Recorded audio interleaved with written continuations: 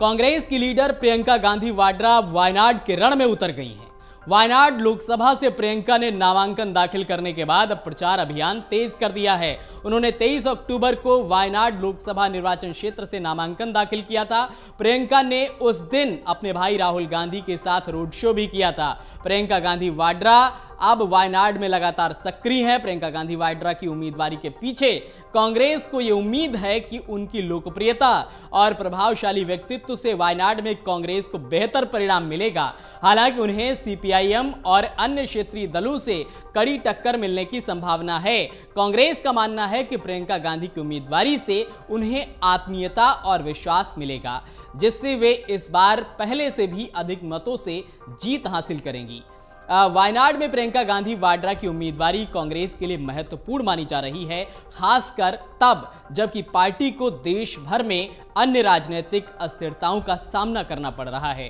माना जाता है कि कांग्रेस द्वारा प्रियंका गांधी पर जताए गए भरोसे से यह उम्मीद जागती है कि वायनाड की जनता का समर्थन उन्हें मिलेगा और कांग्रेस अपनी पकड़ को और मजबूत कर पाएगी। केरल की वायनाड सीट पर उपचुनाव के लिए कांग्रेस महासचिव प्रियंका गांधी ने अपने लिए सोमवार यानी कि 28 अक्टूबर को प्रचार किया।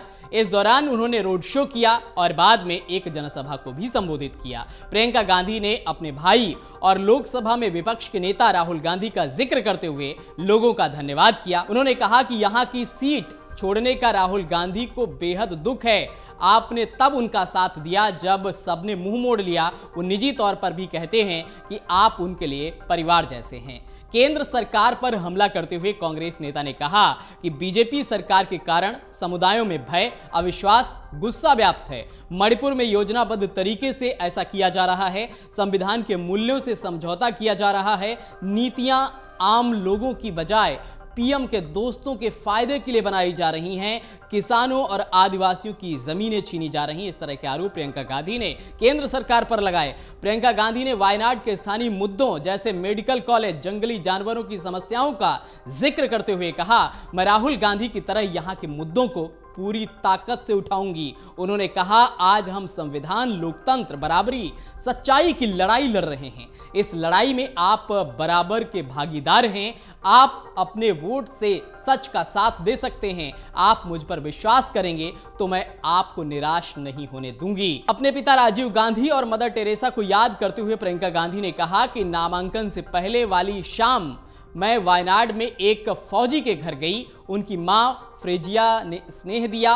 उन्होंने मेरी मां के लिए माला दी। एक ऐसी माला मुझे मिली थी जब पिता की मौत के बाद मदर टेरेसा मां से मिलने घर आई थी।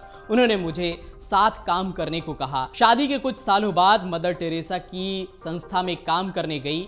मैं बच्चों को पढ़ाती थी, सफाई और खाना भी पकाती थी। उनके साथ काम कर उनकी पीड़ा और सेवा का एहसास हुआ। प्रियंका गांधी ने और क्या कुछ कहा है वो भी आपको सुनवा देते हैं। I am asking you to support me in this election so that I can raise your voice and pressurize the government to resolve your issues, so that I can fight your fight for you, your fight to resolve the issues that plague your daily life, and your fight for a democratic country that gives you the rights that are rightfully yours. The relationship between you and the people that represent you in parliament, in the assemblies, in politics should be one of service. We are all here to serve you. अगर आप ये video YouTube पर देख रहे हैं तो हमारे channel को सब्सक्राइब कर बेल आइकन दबाएं, और Facebook पर देख रहे हैं तो हमारे पेज को लाइक करें। 8 मिलियन प्लस सब्सक्राइबर, आपके इस भरोसे के लिए बहुत धन्यवाद।